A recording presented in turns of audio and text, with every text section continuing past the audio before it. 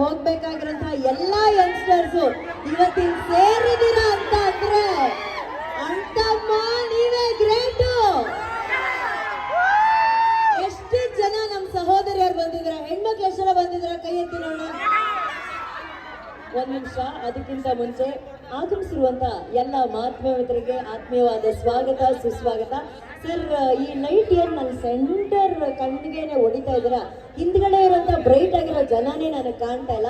ಒಂದೇ second half ಮಾಡ್ಬಿಟ್ರೆ ಒಂದೊಂದು ನಿಮಿಷ. ಈಗ ಹೇಳಿ, ಹೆಣ್ಮಕ್ಳು ಎಷ್ಟು ಜನ ಬಂದಿದ್ರ ಸೌಂಡ್ ಮಾಡಿ. ಈಗ ನಮ್ಮ ಅಂತಮ್ಮ ಎಷ್ಟು ಜನ ಬಂದಿದ್ದೀರಾ? ಶಾಬಾಸ್. ಎಷ್ಟು ಜನ ಇವತ್ತು ಯಶ್ ಸರ್ನ ನೋಡಕ್ಕೆ ಕಾಯ್ತಾ ಇದ್ದೀರಾ? ಎಷ್ಟು ಜನ ನನ್ನ ನೋಡಕ್ ಕಾಯ್ತಾ ಇದ್ದೀರಾ?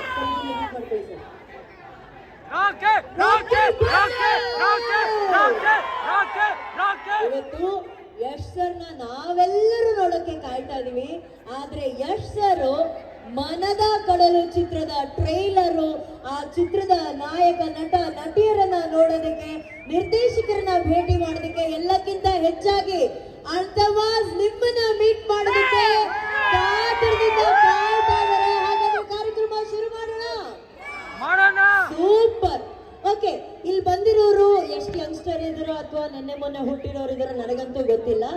ನಾವೆಲ್ಲ ಸಿಕ್ಕಾಪಟ್ಟೆ ಸಂಭ್ರಮಿಸಿದಂತ ಒಂದು ಸಿನಿಮಾ ಅಂದ್ರೆ ನಮ್ಮ ಕನ್ನಡ ಚಲನಚಿತ್ರರಂಗದಲ್ಲಿ ಒಂದು ಚಿನ್ನದ ಮಳೆಯನ್ನ ತಂದುಕೊಟ್ಟಂತ ಯೋಗರಾಜ್ ಭಟ್ ಸರ್ ನಿರ್ದೇಶನದ ಮುಂಗಾರು ಮಳೆ ಚಿತ್ರ.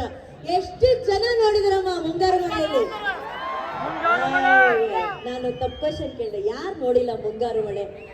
ಮುಂಗಾರು ಮಳೆ ಚಿತ್ರಕ್ಕೆ, ಅದರ ಹಾಡುಗಳಿಗೆ, ಆ ಕಥೆಗೆ, ನಿರ್ದೇಶನಕ್ಕೆ, ಪ್ರತಿಯೊಂದು ಪಾತ್ರಕ್ಕೆ, ಎಲ್ಲದಕ್ಕೂ ನಮ್ಮ ಹೃದಯಗಳಲ್ಲಿ ಒಂದು ಸ್ಪೆಷಲ್ ಜಾಗ ಇದೆ.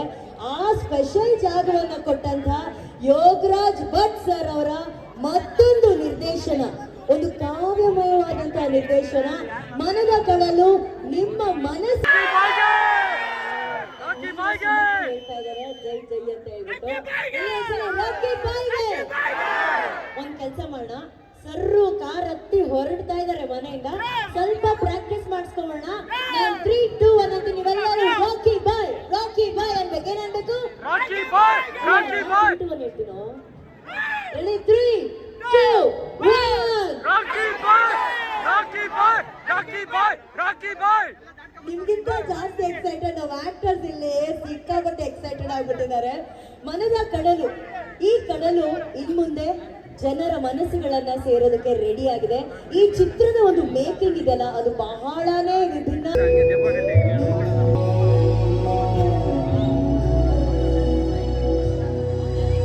ನೀ